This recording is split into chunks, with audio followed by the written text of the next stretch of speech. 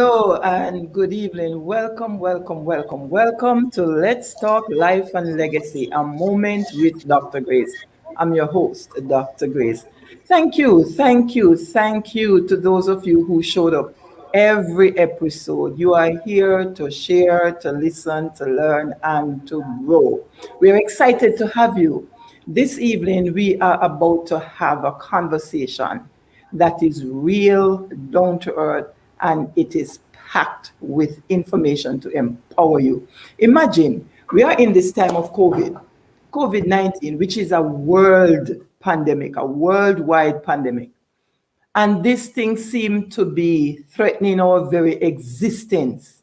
Yet, domestic violence or intimate partner violence is being classified as a pandemic within a pandemic.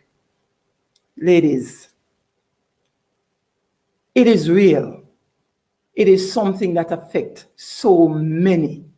And we want you to know this evening that you do not have to suffer in silence. You do not have to suffer alone. It's time, yes, it's time to break the cycle. It's time to break the silence. It's time to turn your pain into passion and to become the self-fulfilled, empowered, phenomenal woman you were meant to be.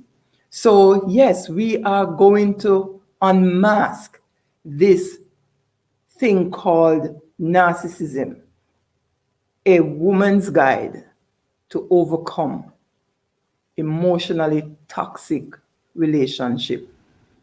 Hop on over, invite your friends, invite your neighbors, invite all those who need to share, because this is something that you cannot keep by yourself. And if you're watching on the Facebook page, like it. If you're watching through the YouTube, subscribe so that you know whenever we post a new video. So let's talk life and legacy, a moment with Dr. Grace. Where are my co-hosts? Dr. Pernell Bell and Mrs. Shauna K. Pottinger. Would you come right here? Now I have a challenge for you both. I have a challenge for you both. You haven't done anything for the women for a while, and this is International Women's Month, so you're gonna sing them a song. Let them know how much you appreciate them. No, we can't. That one, Shauna, I see your face. You are stunned. I won't do that. I won't do that. Let's talk life and legacy. Yeah. What's been on your mind, ladies? I think I like the fact that you talked about the pandemic within a pandemic, because everywhere we turn, the pandemic has affected our lives all around and all over. And so it is timely that we're going to be talking about this subject tonight. And there are so many more that can spin off from the pandemic that we could talk about. But I am happy that we're looking at this topic this evening, and hope that a lot of persons out there will benefit from what we have to say tonight. Yeah, Dr. Bill, I have to say I agree with you. This is a very relevant subject matter. The whole issue of narcissism really has been a word that I've heard being thrown around so much. So I'm very excited about learning about this topic this evening from the experts. I'm open to delving into the topic, primarily because I know that the issues of emotional abuse, you know, it's one thing when a person can be abused and you can see the scars and you can put band-aids on those physical signs of abuse. But when that abuse is being done emotionally, what do? You can't see it. You don't know that somebody is in need of help. So I'm very happy that we're offering some free counseling today, and I'm happy to be the beneficiary of that. And Dr. Bell, do we say free tips? Yes. Tips. We're not counseling. As we were preparing for this, this is something that I've had to deal with for many, many years. And there are certain types of abuse where the research would show that, or the statistics would show that 1 in every 3 females would have been sexually abused. And we are finding out now that it's 1 in every 4 women who have suffered from intimate partner abuse or domestic violence. And not surprising to me, but surprising to some, 1 in every 10 men also experience intimate partner abuse. And the domestic violence right now, it's on the rise, especially during the COVID time, because people are in your space, as it were, and more persons are home and not able to manage themselves properly. And so we are finding that internationally, the number is rising. It's about 30,000 deaths per year that occur as a result of domestic violence or intimate partner violence. So when we think of that, we think of the issues with physical, sexual, or emotional abuse. So that's really real, and that's something that is crippling a lot of women. And how do we treat with this? But before we unpack all of this, which appear to be a negative, and trust me, it's not a negative topic within the context. We don't want it to be burdened with the idea of this narcissistic behavior pattern. But let's look at something that can cheer them along. What would we consider to be an ideal, or let's hasten to say, a more desirable relationship? How do you define that, so that at least we know what is it that we are coming from, or where is it we are going? Yeah, that's a good place to start, because I think when we look at the issue of narcissism, especially within the context of a relationship, it's always best to sort of unfold or unpack what healthy relationship look like. And for me, a healthy relationship looks like mutual respect, where each person in that relationship feels valued, that their role is not diminished or reduced to what they do or what they look like. So that's the first thing for me that that definitely just pops out right away in terms of what it looks like for a healthy relationship, whether that be a marriage or a friendship. Nobody feels like, okay, my ideas and my viewpoints are superior to yours because you are because of where you're upbringing or where you're from, and so on. So I think that in terms of what it looks like, a healthy relationship really celebrates and embraces the concept of respect, mutual respect, and valuing of each person's humanity and what they bring to that relationship. Right. for me, I go ahead, Dr. Bell. yeah, that would be love. And love is, when we look at how it is defined, it's kind, it does not hurt. So what would that look like? The same level of care and kindness, acts of kindness within that relationship.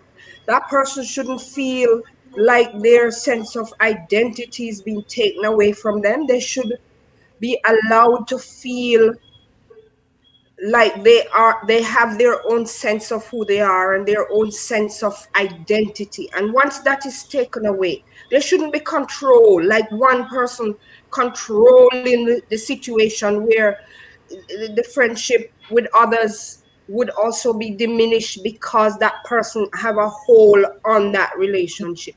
So a healthy relationship is one that gives the person a level of freedom to be and to maintain their identity. And I am smiling for many reasons. I see a lot of good comments coming on. We are going to recognize some of you in a little while, but I can't help but recognize Miss Mullins all the way from London, giving her input. Melva, I saw you, so thank you for sharing, and keep the comments coming.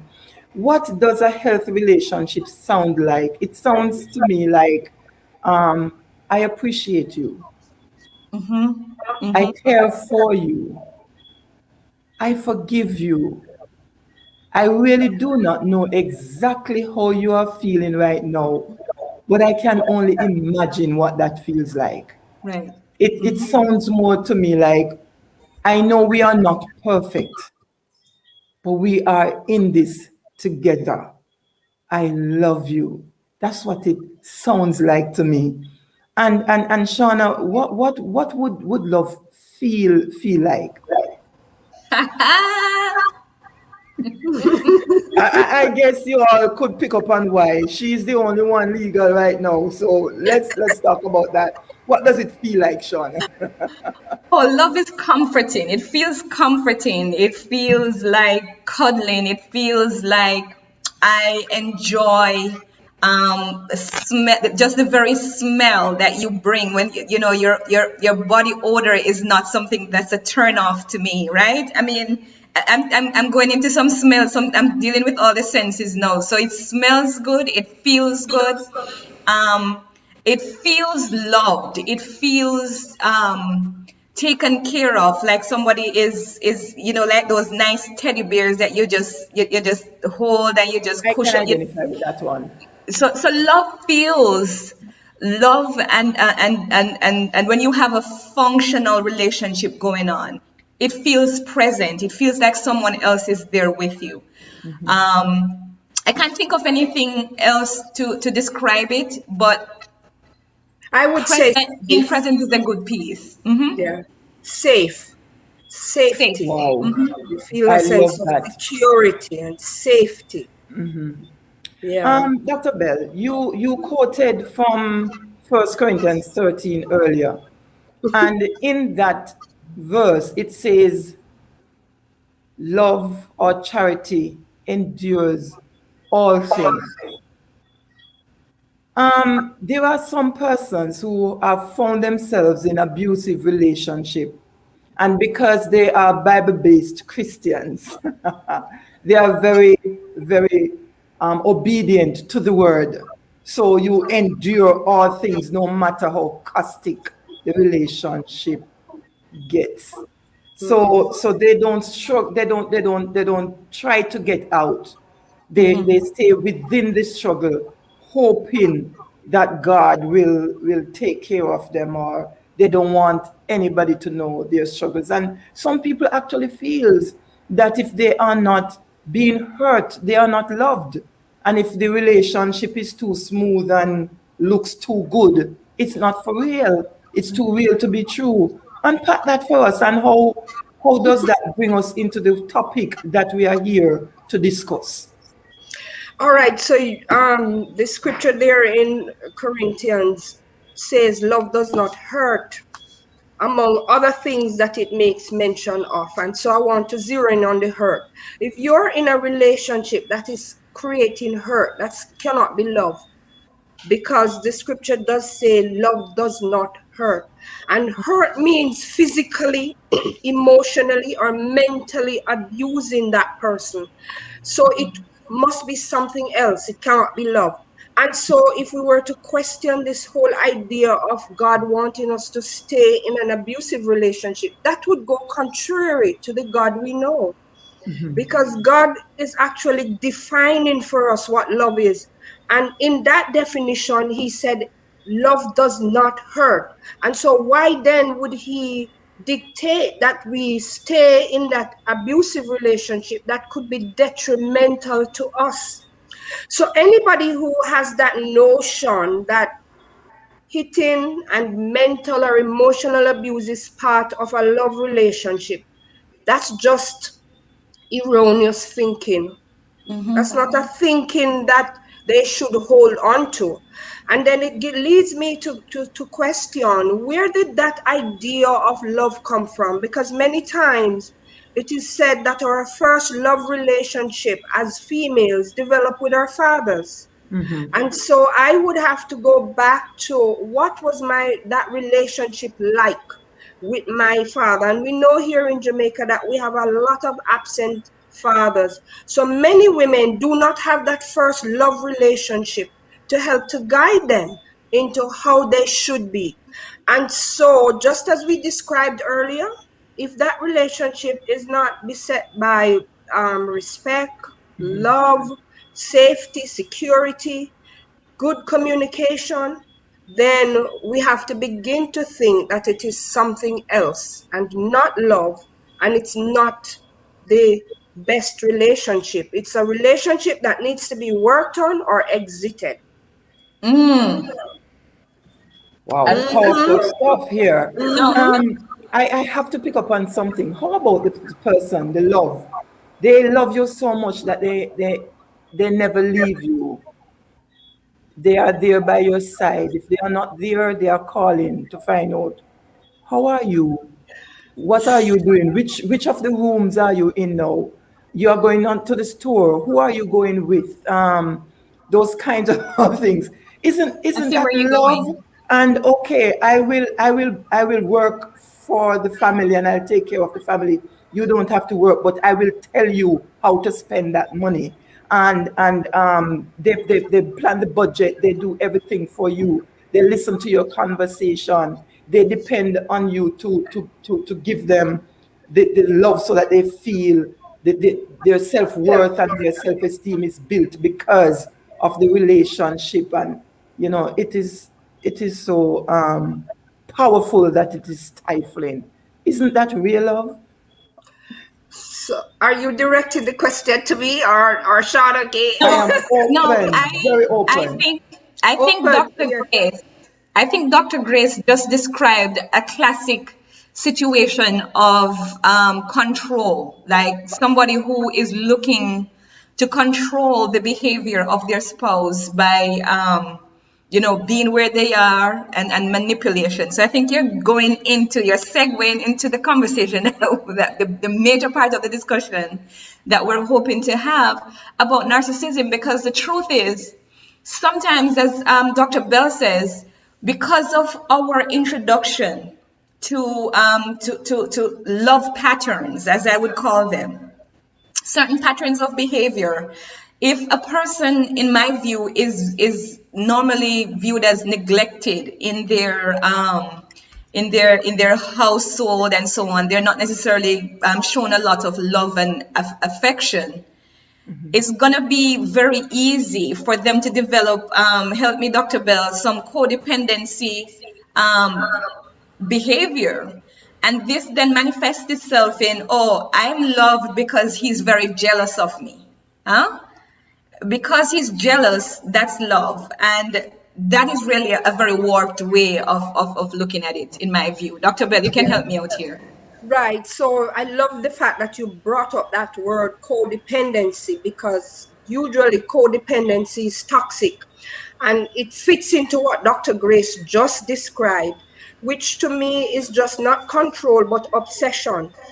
So this person becomes obsessed, and that's obsession is different from love. So if you're obsessed, this is how you're going to control and develop that sense of insecurity.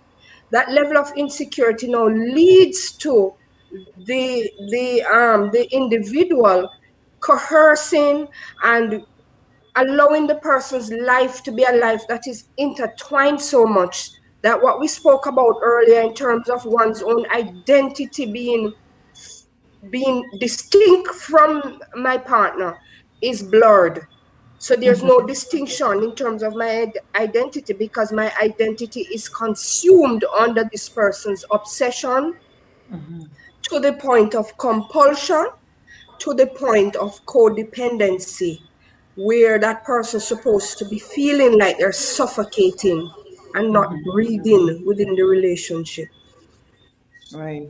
And Excellent. somebody here is Cheryl is actually saying love endures all things, is not talking about abuse, and we can appreciate that. So that. Um, we will expand on that a little more later, but let's talk about some symptoms though. This is what everybody wants to hear tonight. How Yes. do they identify these kinds of behaviors of the narcissist?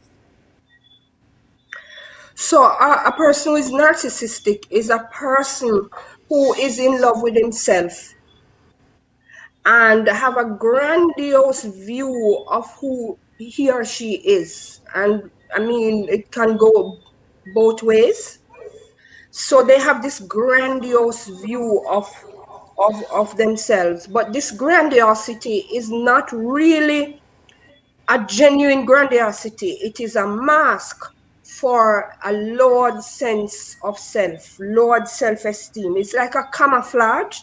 And so this person seeks attention, and they seek attention at all times from their partner, from children, from everybody in their lives, because they become the center of attention. And no attention is given to their partners, not even the kids, if there are kids in the relationship, because of how self-centered a narcissist is. This person lacks emotional attachment, so they, because they're in love with themselves, they cannot give genuine love to others, and so their love is directed all the time to self, and that now in and of itself will create problems within the relationship. If there's a conversation, the conversation always goes back to them, and it doesn't include others, because the self again. These are jealous people. They tend to be very jealous.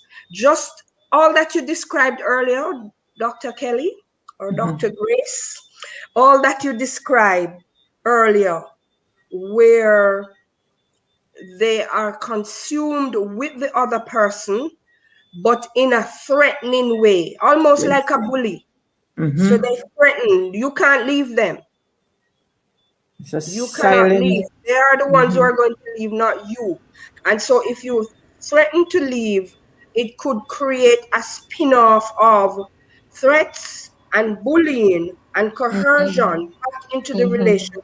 Or it could result in them also showing gifts, but is like a camouflage to get you, to manipulate you back into the relationship. They strive on power and control. You know what's interesting to me, Dr. Bell, you know, the whole discussion about narcissistic people who manifest narcissistic behavior. It really was interesting as I was doing my own research on it, because there are some people who believe that it's not okay for me as a spouse, even if I'm listening to this conversation now, to just walk away and say, I think I live with a narcissist.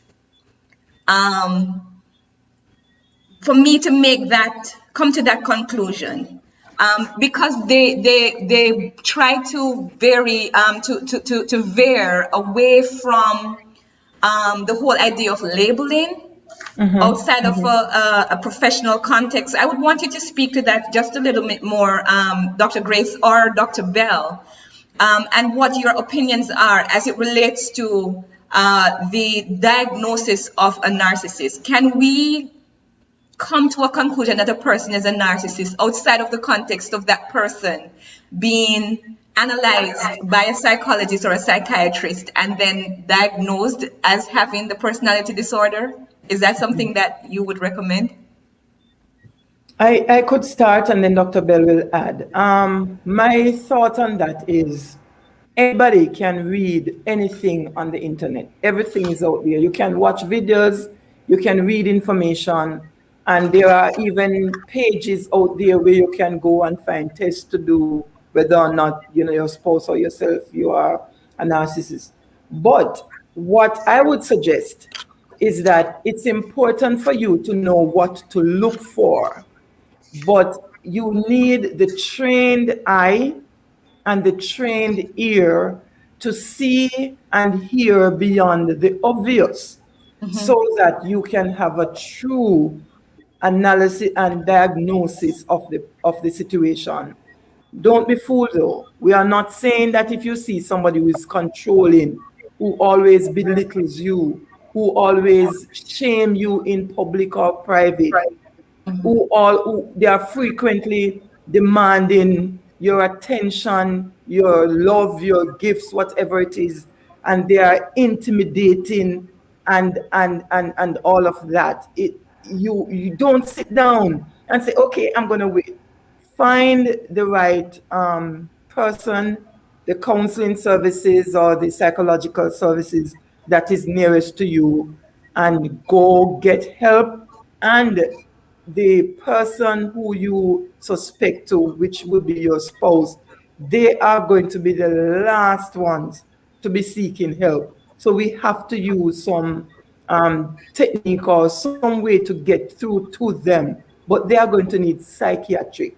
If they are true to that, they are going to need psychiatric care. So yes, do your analysis, educate yourself, but get the trained eye and the trained ear to help you evaluate and diagnose. Dr. Grace, you just cover everything, man. I totally agree with you. I would just add that he who feels it knows it. Yeah. And so the person who is in that relationship will be experiencing a set of psychological feelings. Mm-hmm. And so they will know whether or not they are able to continue to manage a relationship that may be creating so much psychological distress for them. And so sometimes it's just what we are feeling and experiencing that we can go by rather than even labeling a person as this or that. What is it that I'm experiencing in this relationship that is making me feel the way I am feeling? And is this good for me? Is a question that we would want to ask to. And then coming from that place, we'll recognize that maybe the relationship we're in is not a relationship that is bringing me the kind of mental wellness that I would need and well-being that I need. And so I might need help with it. So seeking that help now would come to a kind of a decision. What is going on here with this individual who may be presenting with all the symptoms that we spoke about earlier?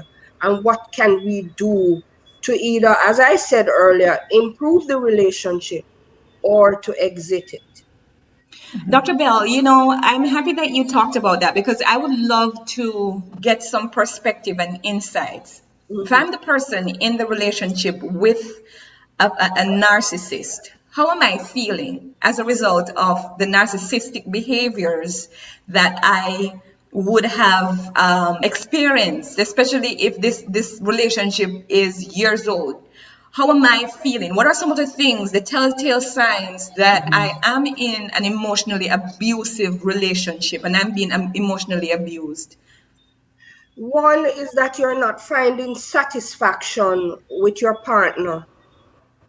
Communication can be very distressing for you. Also, that anxiety. Sometimes there's dread when you see this person coming around. There's always this feeling of fear, maybe fear of being hurt in terms of being hit, or fear of the same kind of mental depression could set into. Yes. And then there's always this kind of rumination of unhappiness. There could also be you feeling isolated from the people who are most important to you in your lives, your parents, your sisters, brothers, friends, and so on. And then you feel that sense of being controlled. You feel like your words are not yours. They have to be tailored. And I have heard persons feel like that person is constantly in their mind. If I'm to make a decision, that's the voice I hear. And it's constantly there. So that some people will say after they have maybe exited a relationship like that, they didn't even realize that they did not know themselves. They didn't know who they were. So they have lost their sense of identity. Sometimes there is also that level of frustration, irritation, anger, and that feeling of never ever feeling that you have that sense of well-being in the relationship, and that feeling too of insecurity and being unsafe. All of those are feelings that one could have in a relationship that is controlling, obsessive, and one that may be that a narcissist is in there. Yeah. I may I add something, and thanks Tishana, we appreciate that comment. Sometimes, I'm loving, well, you're expressing your appreciation for this. But in addition to that, the feeling of being controlled, there are some women, they are powerful, dynamic, they are phenomenal in what they do. And when they are with their partner, they shrink into nothingness. That's a sign that you are being controlled. When you're having a conversation, you feel like your conversation has been hijacked, or you feel you're dismissed. The conversation is dismissed as long as you're not adding value to the person.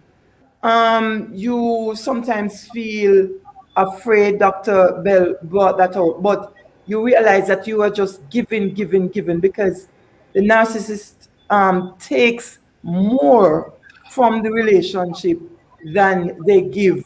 They use their family, their friends, their co-workers as their stepping. That would not be stepping stone, because yes, step on them and you build on their strength, as it were, to get to where you want to go, with no care at all whether or not they shrink, they fall, or they survive. So those are some of the things that will happen. And we hasten to say, when you find yourself losing a sense of who you are, it's time to evaluate. One of the things I came across when it comes down to the narcissistic personality is that this person has the uncanny ability to sort of, if everybody who was a narcissist was as bad as we say they are, right, and make people feel as bad as we say they do, really, they probably wouldn't ever be in any relationship. But one of the things I found out is that they're gifted, they're smart people. Yes. Who know exactly how to manipulate their way in a relationship. Now, if I'm in a relationship with a narcissist and I listen to this broadcast and most of the things that you ladies just mentioned, I think I'm literally going through that if I'm a victim of that situation. Is it possible that I can talk to the narcissist and share with them what I learned from this situation and get them to change, to reform, and start acting right? Is there any way that I can, as a spouse or some friend, reform, if you will, a narcissist in a friendship situation or a marriage situation? What we didn't use, the word we didn't use before, is that narcissism is actually a mental health issue. It's a mental disorder. And so it means that somehow this person is wired to behave and think. They actually call it a personality disorder, and it's form of the cluster B personality disorders, where it forms part of an enduring persona. It's a personality of this person. And so it's going to need more than that, because sometimes when these issues are brought to the attention of the person, rather than admitting that, yes, this is who I am, it may result in more bullying and threat and manipulation.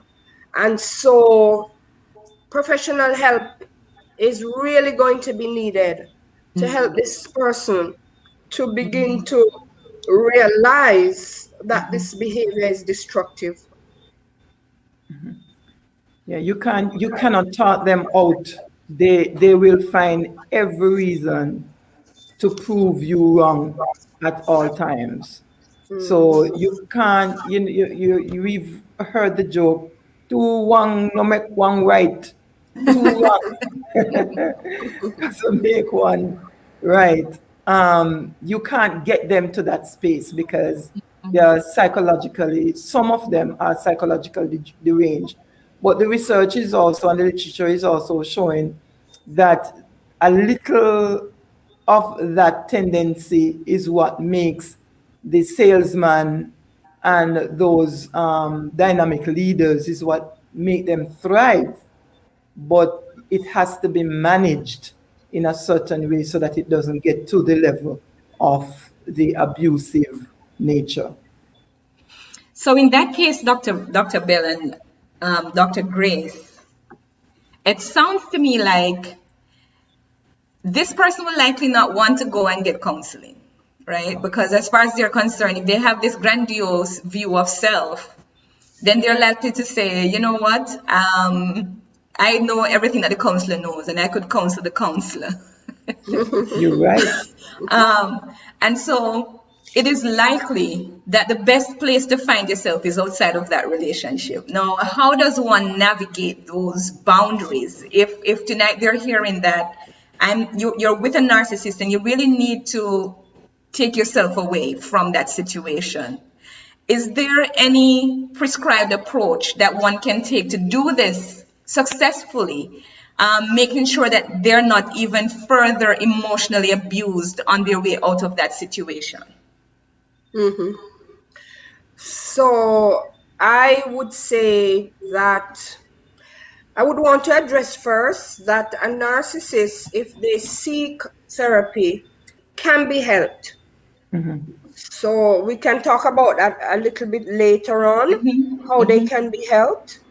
But also that if someone is recognizing that they are in a controlling relationship, the first thing to do is to accept and acknowledge that you are in an abusive relationship, because some people tend to be in a denial because we haven't looked in depth at what we call the cycle of battering too, or the cycle of emotional abuse, where there's a cycle that could come where this person begin to feel like I am to be blamed for all that's happening in the relationship because of how the manipulation occurs. So they want to acknowledge and come to that space where they are acknowledging that they are in an abusive relationship and that they now need to set some boundaries.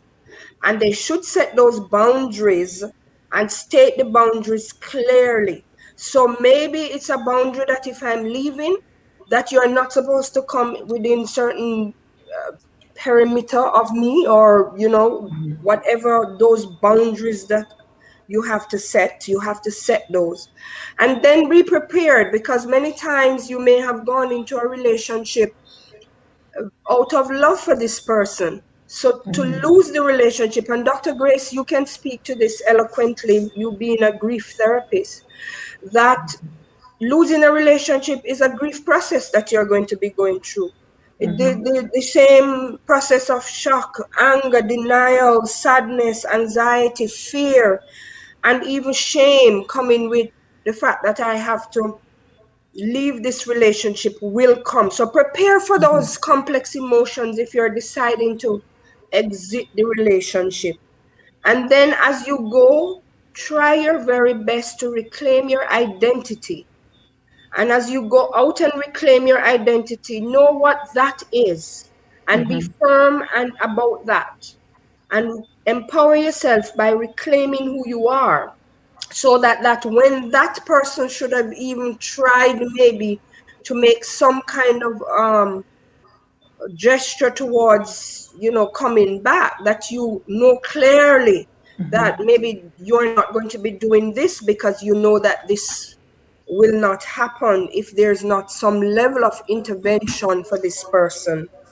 And then as you go, rather than take up this self-critical voice and be self-critical, be self-compassionate. Yeah.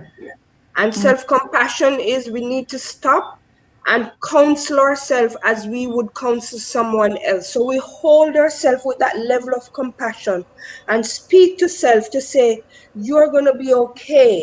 You have been through this and you are going to get through it.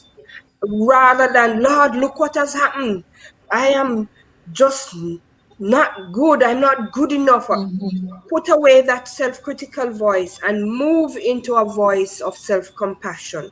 And I think with that going, you should be able to reclaim yourself.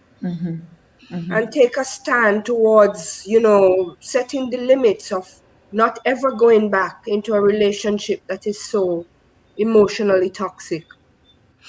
I appreciate what you said, because that self-critic, Mm-hmm. that voice Yeah. can be replaced with the voice of the narcissist. You mentioned that earlier. So it could still be that voice that was telling you that, hey, you will never be anybody without me. Yes. I made you into the woman that you are today.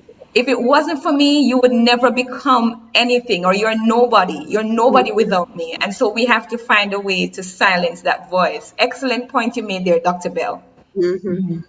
I want to add also, for persons who are going through this, one of the challenge that we realize that they will face is that they'll go to a family member or a friend or a colleague and they say, boy, I need help. Help me. And they're like, so what? What kind of help do you want? Everything is perfect with your relationship. Your man is exceptional. He takes care of you. Or your woman is fabulous and whatever is happening. And they will tend to want to shove that thing under the carpet and think that you are doing something, you're saying something that is wrong and that you're not representing your relationship right. So you are seeking a way out and they are pushing you back into thinking that you are no good and you are not honest. One of the things that you need to do is to develop the strength, the courage to say to them, even if you don't say it out loud, because sometimes it's difficult to say it out loud, write it and say, listen, that's your perception of what's happening. I know my reality. Dr. Orville Brown, you're here. Wonderful to see you and your comment. I'm going to ask Shauna to read that because I can't see, but I just see your name. But it's important for you to let them know that that's your perception of what you are seeing. I know what I am going through, and hold to that, hold true to who you are, because you don't want to be crushed and to be minimized and to go back into self-pity. A victim of such caustic relationship needs an environment filled with acceptance, empathy, kindness, non-judgmental support. They need to realign their subconsciousness to believing that they are worthwhile. Doc, you mentioned something in that regard. You are deserving of better. They need to transform or transfer or rewrite the stories on the self-sabotage, transfer that into self-empowering thoughts. And something about self-sabotage I learned. You are in a wonderful relationship, but yet you find out that you still feel the hurt and the agony that your parents experienced. So you came out of a family with abuse, emotional. And remember, as spouse, you are usually drawn to the person that represents your mother or your father, depends whichever sex you are. And you're thinking, oh, they went through so much abuse. I don't deserve anything better. So you'll sit in it. Don't. And those of us who are listening to them when they come to us with their story, sometimes when they say, please help me, but don't let anybody know. No, when they say, help me, and they don't want anybody to know, it's not that they are not seeking your help. They are just afraid. They are just afraid. And too often, we allow them to stay in the situation and say nothing because we are holding it in confidence to say, then tell me, say me no, if you say nothing to nobody, so me not say nothing to nobody here. Talk about it, find help. Because what they are saying, please, I'm dying, help me. You know, Dr. Grace and Dr. Bell, you guys are really just, I mean, that self-sabotage thing I feel like that could be exploded and expounded on so much I'm going further. to pause and ask you, please read Dr. Brown's Yes, comment. I plan to read it because one of the things that Dr. Orville Brown mentioned here, because we talked about help for the narcissist, but Dr. Orville Brown talks about the struggle that people who leave the narcissistic relationship encounter on their journey out of that relationship. They end up dealing with what we mentioned earlier, the projections of the narcissist, right? And so they themselves need therapy and reconstruction of identity as well. So that's what Dr. Orville Brown is bringing out there. What do you ladies have to say about that? So I would say I agree, definitely agree with that, because then that psychological play that is now operating with this person. But I would want to say, rather than say victim, I'm not a victim, I'm a survivor, because a victim tends to carry those projections. The victim, the survivor is an empower. And so this is what we are wanting. So our reconstruction of that identity is to declare that I am not a victim, I am a survivor. And so with that survival notion, you are moving forward with a new sense of self to reclaim that identity that you have lost. But if we become perpetual victims, then you will end up in a victim role. Victims are people who tend to lie down and not get up. Survivors are people who get up and are empowered. And so that's what we want them to understand, that they have survived, and that, that strength in of itself. I love that. And I'm just going to invite everyone in the audience to just write, just put that in the chat right away, because I support that 100%. I am not a victim. I am a survivor. I love it. I love it. Thank you very And you much. may have seen me rocking earlier. I don't know if anybody saw me. When I heard Dr. Bell said that, I am thinking when I was growing up and we were learning 2 1's 2, 2 2's 4, 2 4's 8, 2 is 16, 2 da da da, A, B, C, D, E. You're learning it. That's how you've got to say it. I am not a Repetition. victim. I am a I'm survivor. I am survivor. not I'm a not a victim. I am a victim. survivor. I am empowered. I am unique. I am strong. I am victorious. Say that. And if you have to write it, you remember when you did something wrong in school and the teacher gave you lines? Lines was not just for you to waste time. It is to revisit, Rivet. Rivet. Rivet. yes, rivet that information, imbibing it in your subconsciousness that you will never do that behavior again. So you sit down and write yourself an exercise book and write out who you are in the future and just write it. I am a survivor. I am Yep. a child of God. I am victorious. I am empowered. I am loved. I am cared for until your brain says nothing else to you than you are an empowered, phenomenal person. Listen, Wow, ladies, we I can am go all night. convinced, Dr. Grace. I'm convinced, Dr. Grace. Yeah, I feel that. I feel it. Yeah. And I'm sure the audience out there, they have felt that spirited empowerment message. Yeah. I don't know about anybody else, but I've done a narcissism online test, and I want to hear from you, ladies.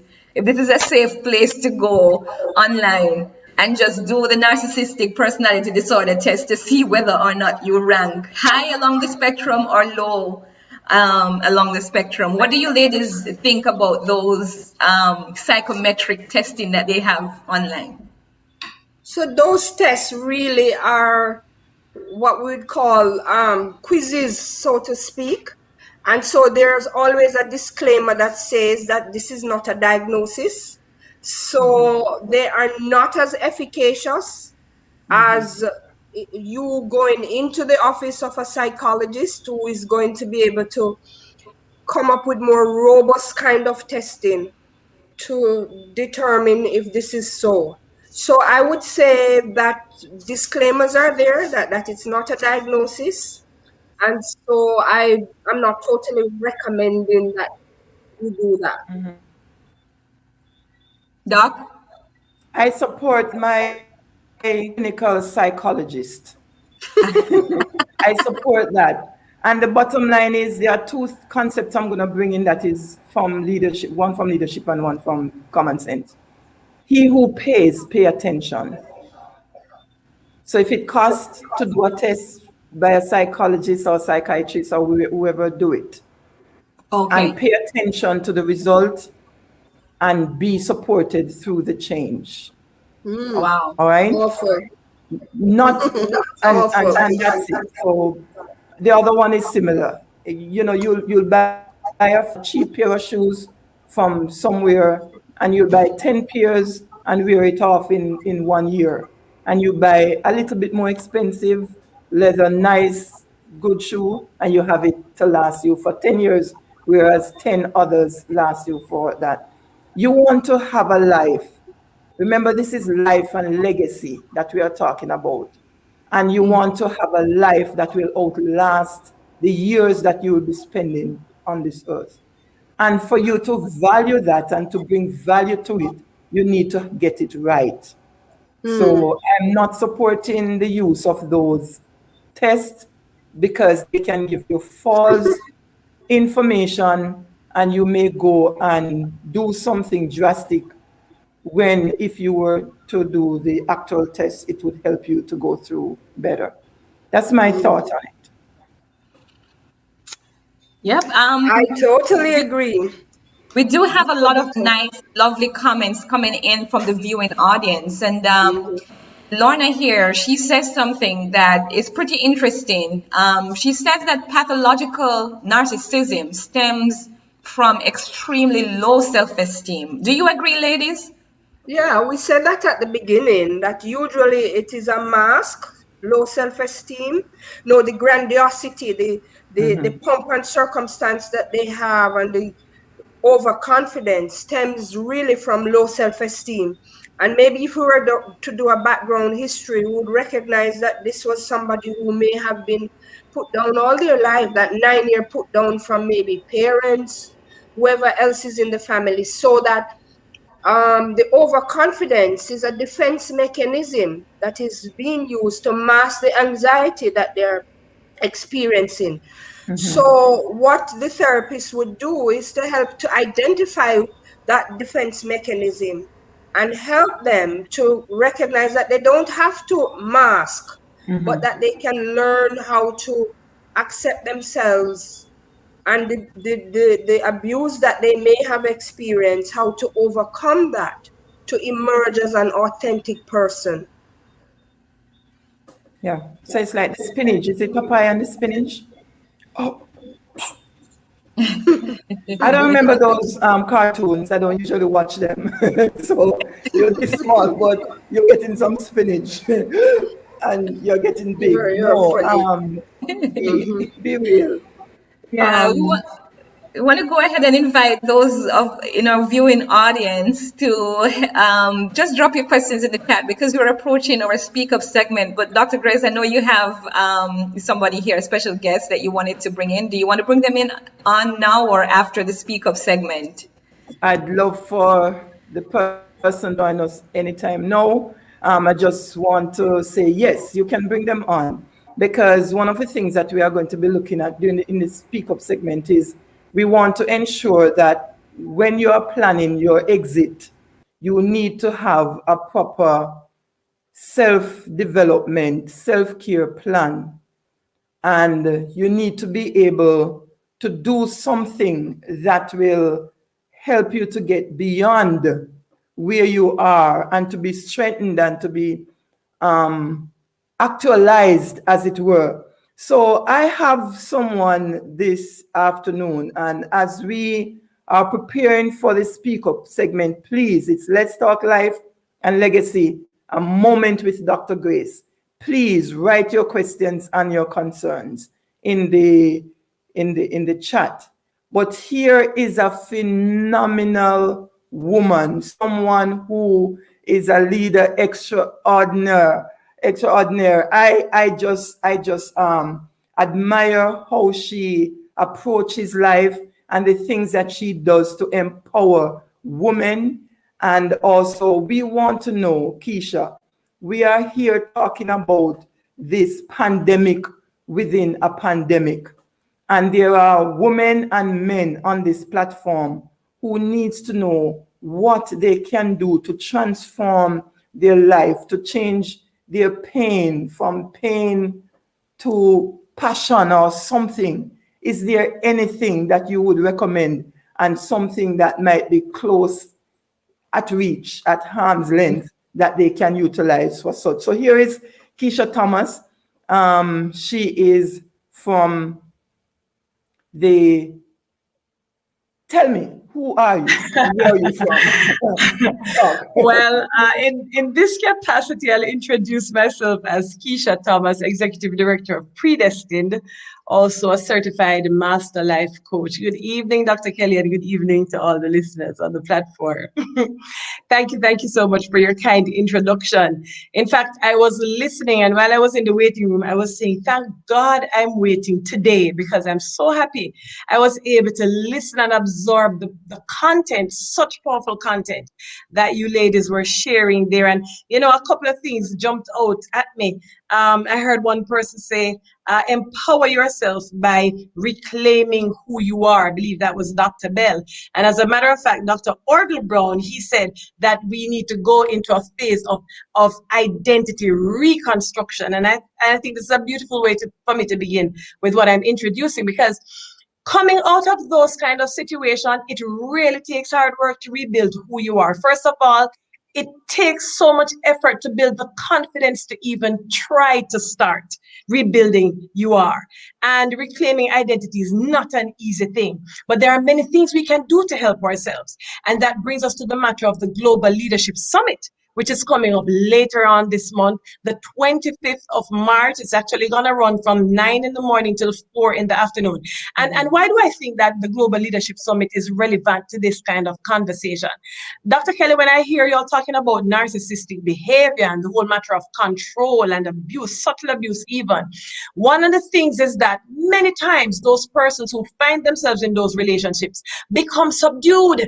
And so they do not recognize the true potential that God invested in them.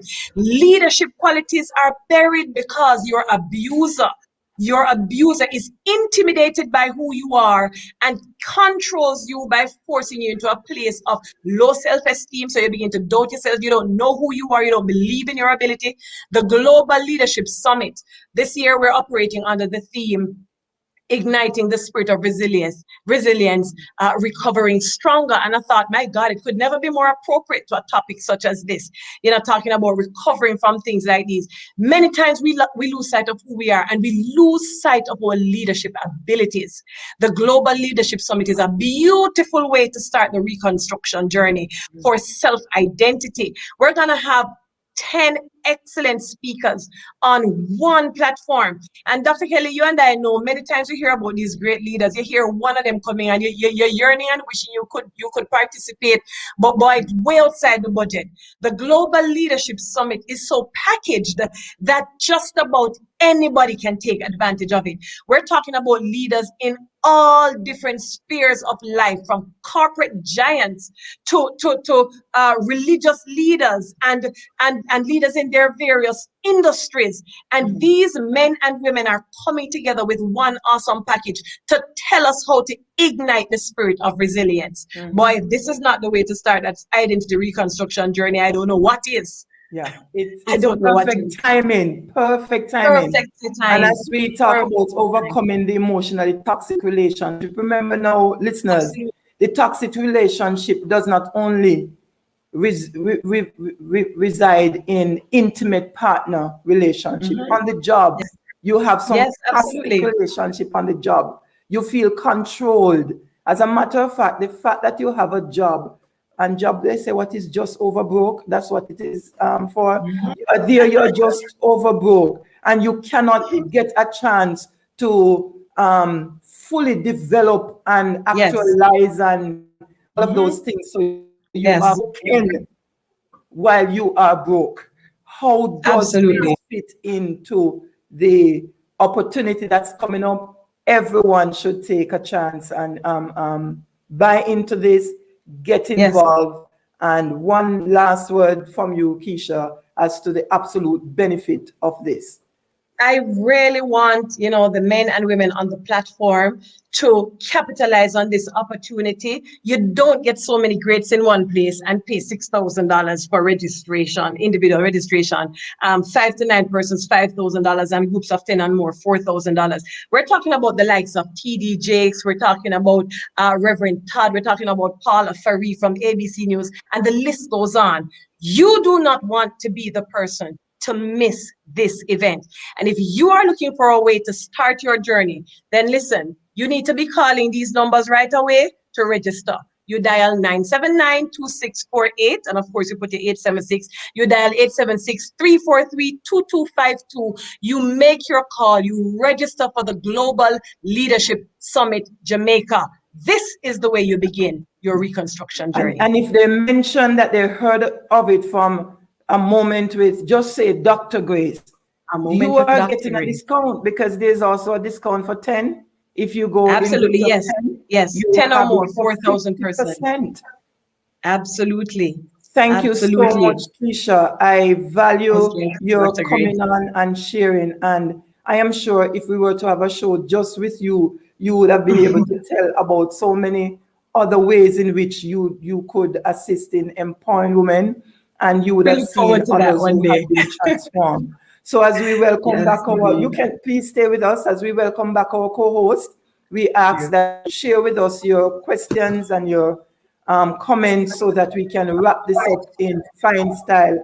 So ladies, gentlemen who are here, you started a business and you're afraid. You drop it because somebody told you some long ago that you're not going to come out to nothing.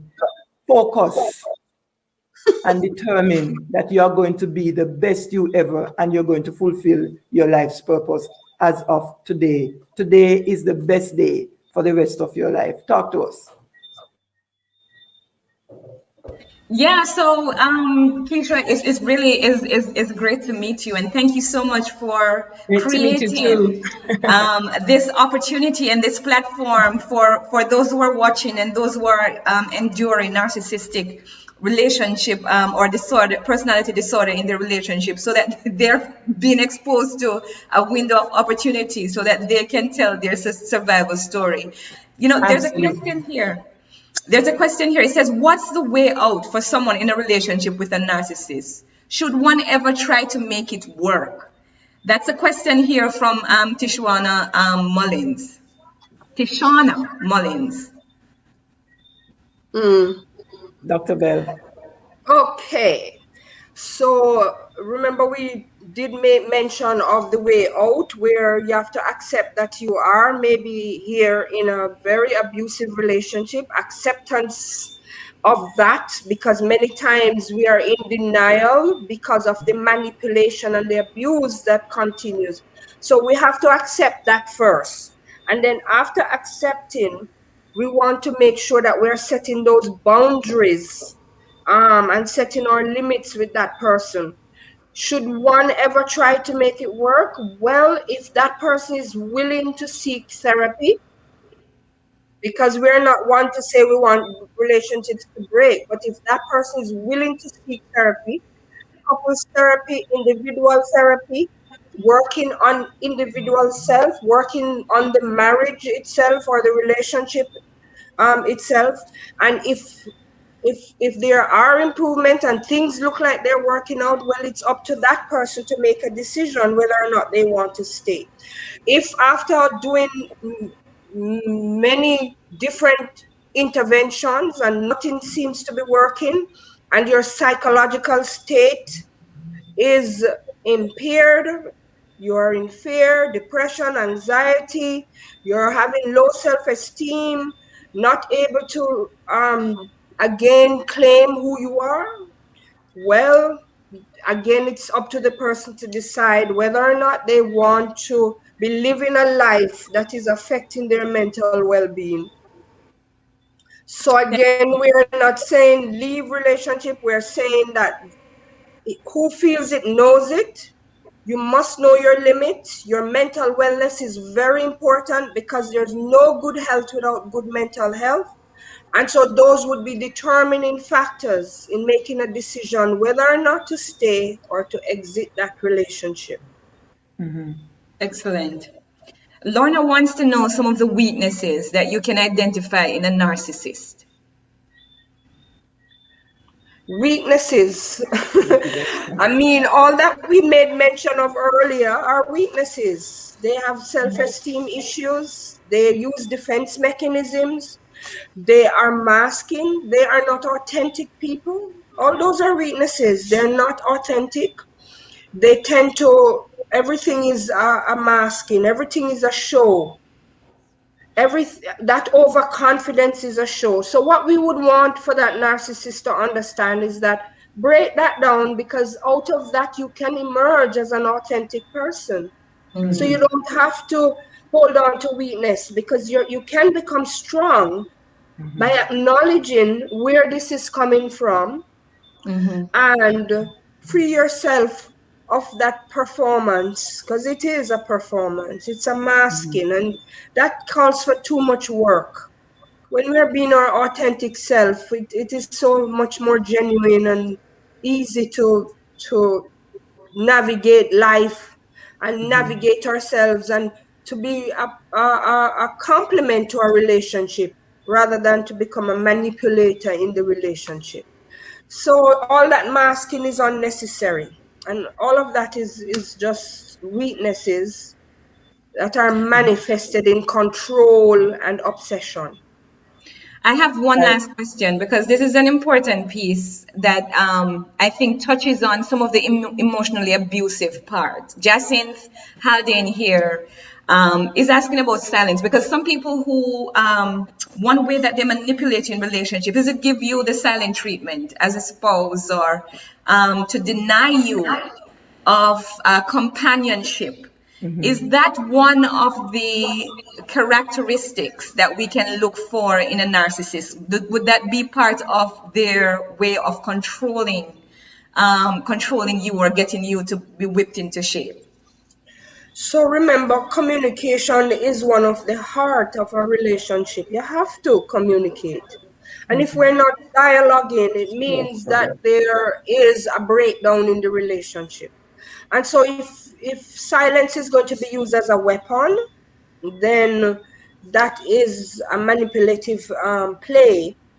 So they do use that too. Anything that they know that they could use in a relationship to make the relationship one that is more in their favor, then they will do that. So silence could be used as a weapon. Excellent. Yeah, you might. I wanted to make sure that all the questions are answered, but I'm here dying inside. And I'm going to put Keisha on the spot for two things, Keisha, after I give my little joke. Strengthening of your economic arsenal, strengthening of your economic base, and leadership, authentic leadership from within. Just a statement on that, how that can help young persons coming out of what you do. As a matter of fact,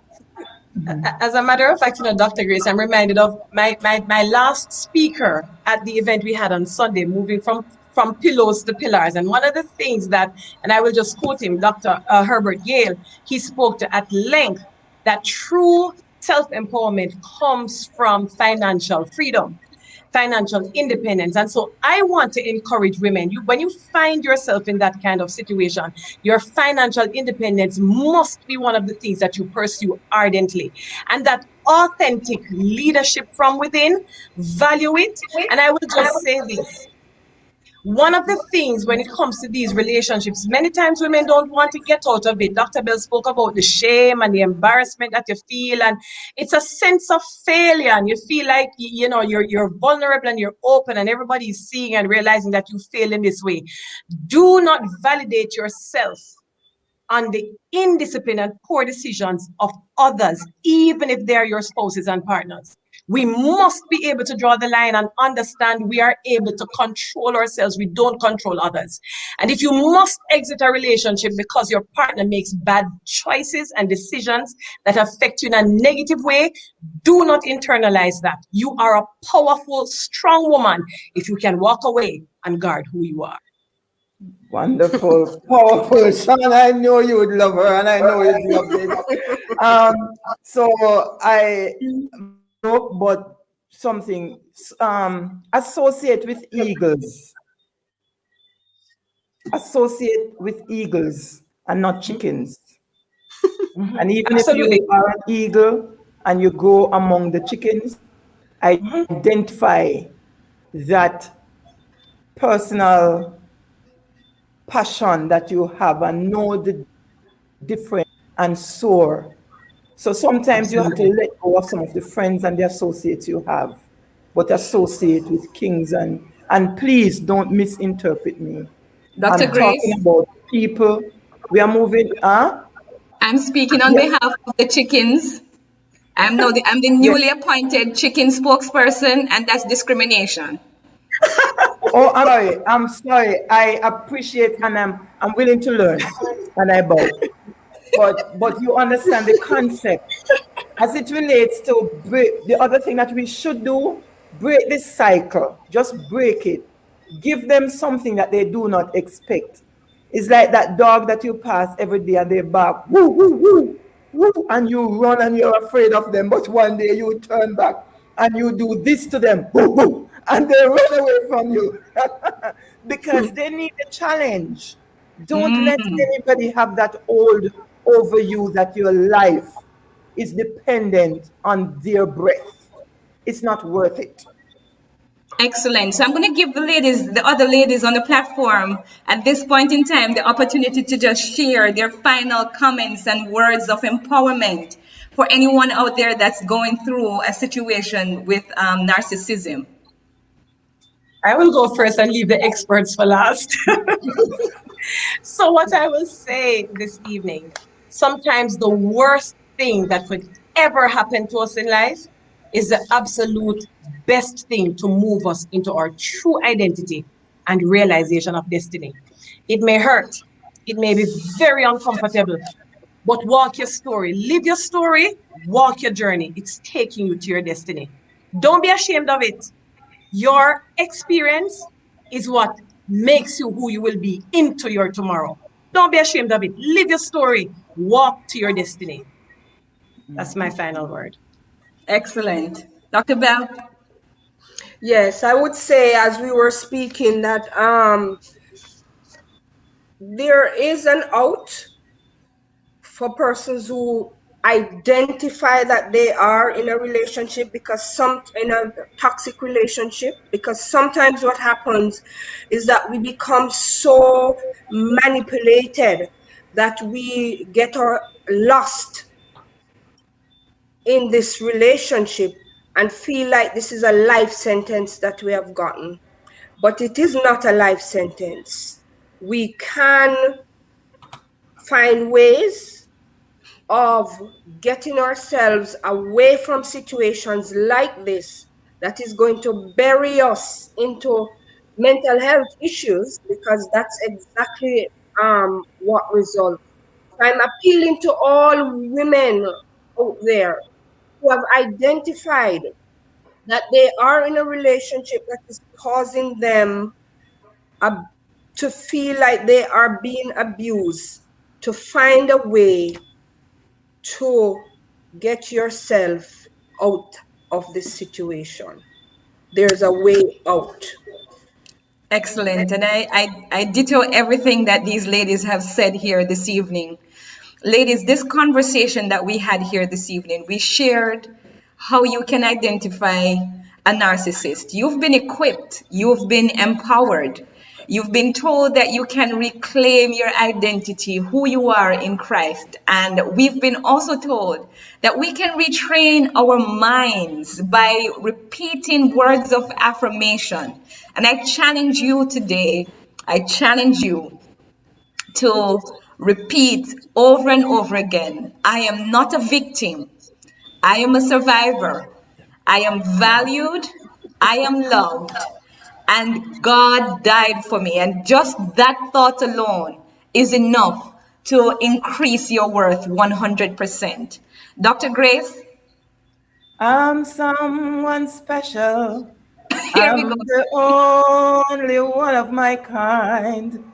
God made me a body and a strong, healthy mind. He had a special purpose that He wanted me to find. So He made me someone special. I'm the only one of my kind. And that's how we end this episode of Let's Talk Life and Legacy, a moment with Dr. Grace. Here we had this discussion this afternoon on masking narcissistic behaviors, and it's a woman's guide to overcoming emotionally toxic relationship. May God bless you. May He empower you. May you embrace you for who you are, because you are the best you, and there is never going to be another one. When God made you, He threw away the mold. God bless.